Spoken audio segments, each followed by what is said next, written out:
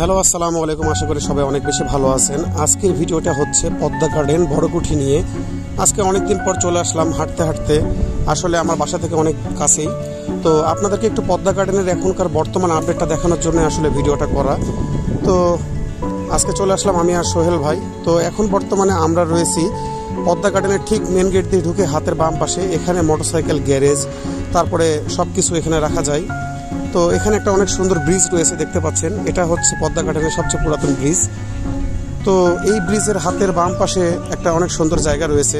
এখানে আসলে এখান থেকে নদীটা অনেক সুন্দর দেখা যায়। আর কিছুদিন আগে আমাদের রাজশাহীতে একটু বন্যা হওয়ার মতো হয়েছিল, পানি অনেক বেড়ে গেছিলো। এখন দেখতে পাচ্ছেন নদীতে পানি কিন্তু খুবই কম। আর এই নদী এখান থেকে যেটা দেখতে পাচ্ছেন, এটার সামনে রয়েছে কফি বার। কফি বারের হাতের ডান পাশে রয়েছে রিভার ভিউ ফুড কর্নার। এই রিভার ভিউ ফুড কর্নারের পাশে দেখতে পাচ্ছেন এখানে অনেক সুন্দরভাবে আসলে বিভিন্ন ধরনের মাছ রাখা হয়েছে অ্যাকোরিয়ামে। তো আপনাদের কেমন লাগছে আপনারা অবশ্যই জানাবেন। আর পদ্মা গার্ডেনটা কে কে ভালোবাসেন এটাও অবশ্যই জানাবেন, কে কে এসেছেন সব কিছু আপনারা জানাবেন। দেখাবো পদ্মা গার্ডেনের পশ্চিম পাশটা। পশ্চিম পাশে এই যে এখানে দেখতে পাচ্ছেন কত সুন্দর বসার জায়গা, সবাই হাঁটতে হাঁটতে যাচ্ছে।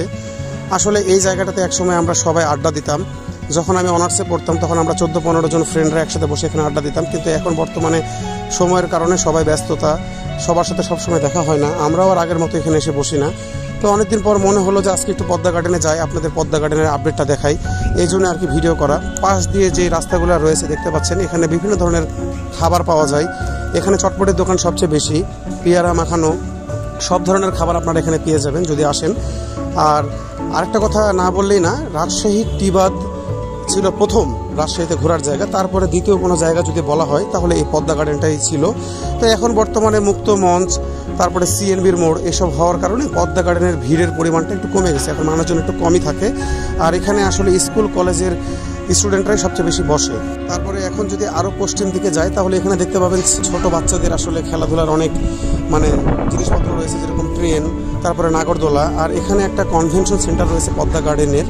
এখানে বিভিন্ন ধরনের বিয়ের অনুষ্ঠান পালন করা হয়। তারপরে এখানে ফাস্টফুডও পাওয়া যায়। তো এতক্ষণ একটা ছোট্ট ভিডিও নিয়ে আপনাদের কাছে ছিলাম আমি, মোহাম্মদ মাহির আসেফ।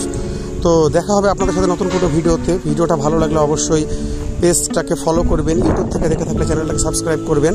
দেখা হবে অন্য কোনো দিন অন্য কোনো জায়গা নিয়ে। ধন্যবাদ সবাইকে, আসসালামু আলাইকুম।